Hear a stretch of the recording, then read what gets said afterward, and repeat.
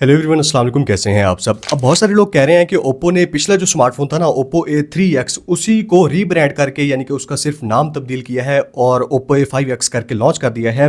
अब ये बात काफ़ी हद तक ठीक है, यानी कि 50 से 60%, लेकिन बहुत सारी चीज़ें डिफरेंट हैं। जैसे कि इस स्मार्टफोन को जैसे ही मैंने बॉक्स से निकाला ना, ये वाला फ़ोन फील ही डिफरेंट होता है। थोड़ा सा बैक साइड से इसकी शेप को चेंज किया गया है और ओवरऑल जो इसके एजेस हैं उनको थोड़ा सा कर्व कर दिया है, जिसकी वजह से ये वाला स्मार्टफोन पकड़ने में, होल्ड करने में काफ़ी कंफर्टेबल है। और इसको बॉक्स से निकालने के बाद मैंने इसकी जाके स्पेसिफिकेशंस कंपेयर की ओप्पो A3X के साथ, तो पता चला कि डिजाइन में काफी हद तक चेंजेस हैं। सारी चीजों की बात करते हैं, स्मार्टफोन की अनबॉक्सिंग, कौन सी चीजें मुझे अच्छी लगी हैं कंपटीशन में, क्योंकि इसके मैंने सारे फोन टेस्ट किए हुए हैं, तो उस हिसाब से आपको बता दूंगा कि ये वाला फोन आपको कंसीडर करना चाहिए या फिर इसको कंपटीशन में किसी और फोन की तरफ जाना चाहिए।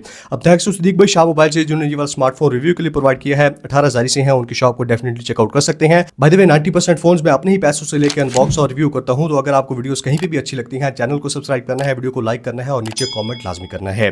Thank you so much. अब पहले आपको बता देता हूं कि Oppo A3X से Oppo A5X में कौन कौन सी चीजें अपग्रेड की गई हैं, चेंज की गई हैं। एक से दो डाउनग्रेड्स भी देखने को मिलते हैं, उनकी भी बात करते हैं। पहले नंबर पे तो स्मार्टफोन की जो IP रेटिंग है, ये IP65 रेटिंग के साथ आता है। डस्ट एंड वाटर रेजिस्टेंस की बात कर रहा हूं, यानी कि धूल मिट्टी वगैरह से आपको जरा भी टेंशन नहीं होगी। अगर पानी वगैरह भी चला जाता है, बारिश में लेके निकलते हैं, तो ये वाला स्मार्टफोन किसी हद तक सर्वाइव कर जाएगा। अब पिछला जो फोन था उसमें IP54 की रेटिंग थी, तो उस हिसाब से ये काफी बड़ी इंप्रूवमेंट है और स्पेशली हाथ में होल्ड करने से ही पता चलता है कि इस स्मार्टफोन को थोड़ा सा स्टडी, थोड़ा सा ज्यादा सॉलिड करके, कंडेंस करके बिल्ड किया गया है, यानी कि ये वाला फोन पिछले फोन से ज्यादा सॉलिड फील होता है। अब यहाँ पे by the way military grade की शॉक रेजिस्टेंस भी देखने को मिल जाती है। दूसरी जो अपग्रेड है ना, वो है बैटरी में। पिछली बार 5100 mAh की बैटरी थी, यहाँ पे 6000 mAh की बैटरी है, जिसकी वजह से ये वाला स्मार्टफोन पहले से थोड़ा सा मोटा भी है। वो तकरीबन 8.1 मिलीमीटर की थिकनेस के साथ आता था, ये 8.3 मिलीमीटर की थिकनेस के साथ आता है और 193 ग्राम के आसपास वेट है।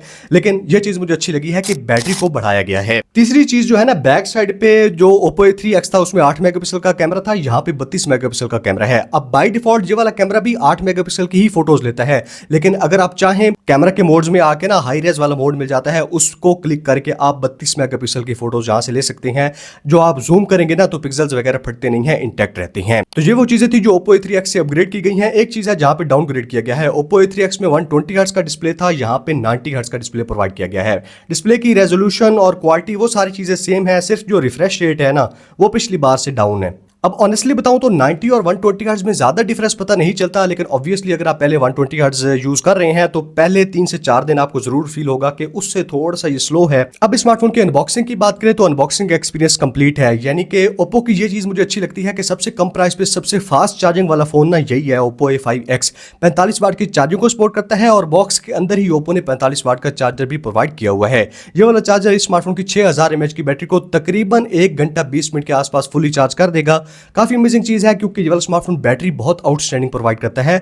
8 से 9 घंटे का स्क्रीन ऑन टाइम इजीली आप नॉर्मल यूजेज पे एक्सपेक्ट कर सकते हैं। जैसे कि आप बॉक्स से निकालते हैं, प्लास्टिक शीट स्क्रीन पे पहले से अप्लाइड होती है। बॉक्स के अंदर अच्छी क्वालिटी का केस प्रोवाइड किया गया है ब्लैक कलर का, और ये चीज मुझे हमेशा से अच्छी लगती है जब भी कंपनी थोड़ी सी एफर्ट डालती है ना अनबॉक्सिंग एक्सपीरियंस में। तो अनबॉक्सिंग एक्सपीरियंस Oppo A5X का कंप्लीट है। अब अगर इसकी मोटी मोटी स्पेसिफिकेशंस की बात करें तो मेरे पास ये 4GB 64GB वाला वेरिएंट है। इस ब्लू कलर में इसके और कलर्स भी आते हैं।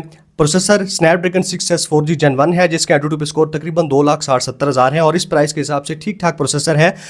मसला तब होता है जब यही प्रोसेसर आपको 40-50 हज़ार में मिल रहा होता है, लेकिन अगर 25-30 हज़ार के आसपास मिले ना, तो ये वाला प्रोसेसर डिसेंट परफॉर्मेंस प्रोवाइड कर देता है। एक और काफी इंपॉर्टेंट चीज जिसको अपग्रेड किया गया है Oppo A3X से, उसमें eMMC 5.1 की स्टोरेज थी, यहाँ पे UFS 2.1 की स्टोरेज टाइप प्रोवाइड की गई है। बैक साइड पे 32 मेगापिक्सल का कैमरा, सामने 8 मेगापिक्सल का कैमरा, 120 हर्ट्ज का HD प्लस रेजोल्यूशन वाला IPS डिस्प्ले, एमोलेड डिस्प्ले नहीं है, ना ही फुल HD रेजोल्यूशन वाला है। साइड पे फिंगरप्रिंट स्कैनर दिया गया है, सिंगल स्पीकर है, डुअल स्पीकर्स नहीं है। बैक साइड पे कैमरा के साथ IR ब्लास्टर रिमोट डिवाइसेस को कंट्रोल करने के लिए मिल जाता है। और उसके अलावा जैसे मैंने बताया 6000 mAh की बैटरी के साथ 42 वाट की चार्जिंग है। Out of the box Android 15 के साथ, ColorOS 15 के साथ आता है। अब ये भी पिछली बार से अपग्रेडेड है, क्योंकि Oppo A3X में एंड्रॉइड 14 था और उसके ऊपर ColorOS 14 था। यहाँ पे एंड्रॉइड 15 और लेटेस्ट नया कंट्रोल सेंटर, कस्टमाइजेशन के फीचर्स अबाउट डिवाइस में आके आप देख सकते हैं। सारी नई चीजें ColorOS 15। इनफैक्ट इस प्राइस पे ना One UI के बाद मुझे ColorOS 25-30 हज़ार के आसपास बेस्ट सॉफ्टवेयर लगता है। तो ये इसकी स्पेसिफिकेशन थी। अब प्राइस के हिसाब से कुछ वो चीजें बता देता हूं जो मुझे अच्छी लगी हैं और कहां पे ये वाला स्मार्टफोन कंपटीशन में जो फोन्स आते हैं ना, उनसे पीछे रह जाता है। अच्छी चीजों की बात कर लें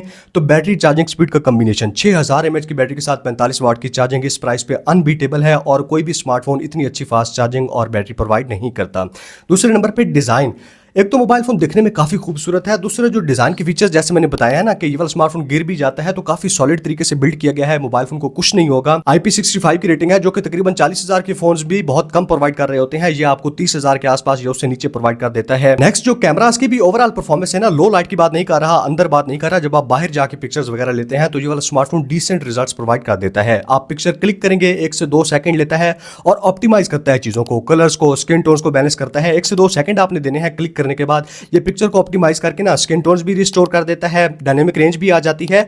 ओवरऑल जो कैमरा की परफॉर्मेंस है काफी हद तक डिसेंट है इस प्राइस के हिसाब से, क्योंकि इस प्राइस पे सारे ही फोन्स किसी काम की कैमरा परफॉर्मेंस नहीं देते, तो उस हिसाब से ये वाला स्मार्टफोन ठीक ठाक एवरेज परफॉर्मेंस दे देता है। फ्रंट और बैक दोनों कैमरा से आप 1080p 30 fps पे स्मार्टफोन से वीडियो रिकॉर्डिंग कर सकते हैं। ये वाली वीडियो Oppo A5X के फ्रंट कैमरा से शूट हो रही है 1080p 30 fps पे। फ्रंट और बैक दोनों कैमरा से आप इसी रेजोल्यूशन पे कर सकते हैं। आज काफ़ी ज़्यादा धूप है और यहाँ पे मैं दरख्त के साए में खड़ा हूँ, क्योंकि धूप वाली जगह पे होता तो मज़ीद ज़्यादा अच्छी आती, ब्राइट आती वीडियो।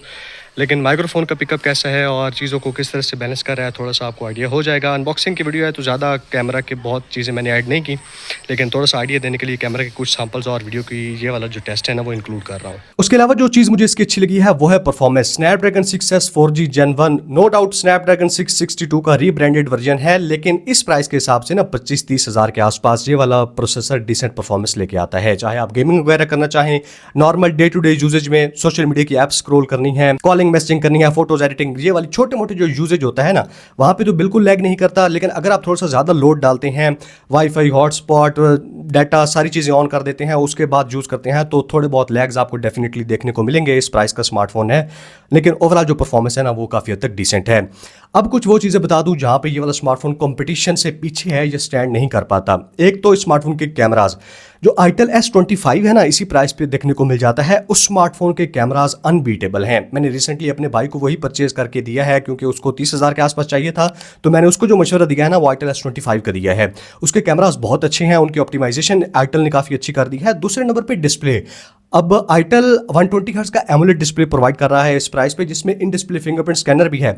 आइटल के अपने थोड़े बहुत मसले हैं, हीटिंग वगैरह, बैटरी ड्रेन इश्यूज और सर्विस वगैरह का, लेकिन ये वाला स्मार्टफोन 720p का IPS डिस्प्ले प्रोवाइड करता है 90 हर्ट्ज वाला, तो डिस्प्ले जो है ना इसका वो कंपटीशन के हिसाब से काफी हद तक पीछे रह जाता है। ये चीज भी वाजे है कि पाकिस्तान में जो लोग ओप्पो, वीवो, सैमसंग को परचेज करते हैं ना वो आसानी से आइटल, इन्फिनिक्स की तरफ नहीं जाते, तो दोनों स्मार्टफोन्स की ऑडियंस अलग है। अगर आप वीवो, ओप्पो यूज करते हैं, मैं आपको कहूँ ना कि आप आइटल S25 ले लें, वो इस प्राइस पे ओवरऑल बेस्ट स्मार्टफोन है, तो शायद आप मेरी बात मानेंगे भी नहीं, क्योंकि आपने हमेशा से ओप्पो, वीवो ही यूज किया है। मैंने देखा है पाकिस्तान में बहुत सारे लोगों के वो स्पेसिफिकेशंस के ऊपर ना ब्रांड वैल्यू को प्रेफर कर रहे होते हैं। अब ओप्पो का ये वाला स्मार्टफोन नो डाउट कहीं पे कंपटीशन से पीछे रहेगा, कहीं पे ये चीजें बहुत अच्छी प्रोवाइड करता है। ओवरऑल एक काफी हद तक बैलेंस्ड फोन है। 2 से 3 चीजें ऐसी हैं जिन पे जरा भी कंप्रोमाइज नहीं किया जा सकता, जैसे कि डिस्प्ले इसका जो है वो कंपटीशन से पीछे है, जो इसका कैमरा है वो इतने अच्छे नहीं है। ओप्पो का ये वाला फोन जहां पे कंपटीशन से आगे है ना वो है इसके AI के फीचर्स। अगर आप कोई भी फोटो क्लिक करते हैं, एडिटर में आते हैं ना गैलरी में, तो AI एडिटर मिल जाता है जहां पे आपको काफी सारे ऑप्शंस मिलते हैं। इनहैंस क्लैरिटी है, AI इरेजर है, अनब्लर है, AI रिकम्पोज है। तो अगर आपकी पिक्चर्स वगैरह जरा सी बुरी आई भी हैं तो AI फीचर्स की वजह से ना इस स्मार्टफोन के आप सारी पिक्चर्स को बहुत अच्छी तरीके से कस्टमाइज और एडिट कर सकते हैं। AI के फीचर्स इस स्मार्टफोन में जितने दिए गए हैं ना, मेरे ख्याल में इस प्राइस पे और कोई भी स्मार्टफोन इतने AI के फीचर्स प्रोवाइड नहीं करता, तो ये भी इसका एक काफी पॉजिटिव पॉइंट बन जाता है। NFC की सपोर्ट इसमें नहीं है, बैक साइड पे IR ब्लास्टर दिया गया है, शेयर विद आईफोन वाला फीचर है, और हेडफोन जैक नीचे की साइड पे देखने को मिल जाता है। माइक सिंगल है, डुअल नॉइस कैंसिलेशन माइक्स नहीं है, और SD कार्ड लगा के आप स्टोरेज को बढ़ा सकते हैं, यानी कि एक ही टाइम पे 2 सिम कार्ड और SD कार्ड आप लगा सकते हैं। अगर मुझे रेट करना हो ना इस स्मार्टफोन को, तो ये वाला फोन सैमसंग A06 और वीवो का जो इस प्राइस पे मॉडल आता है ना, उन दोनों से ये वाला फोन ओप्पो A5X काफी अच्छा है। अगर इस प्राइस पे आपने ओप्पो, वीवो, सैमसंग में से ही कोई फोन लेना है तो मैं आपको ओप्पो A5X सजेस्ट करूंगा।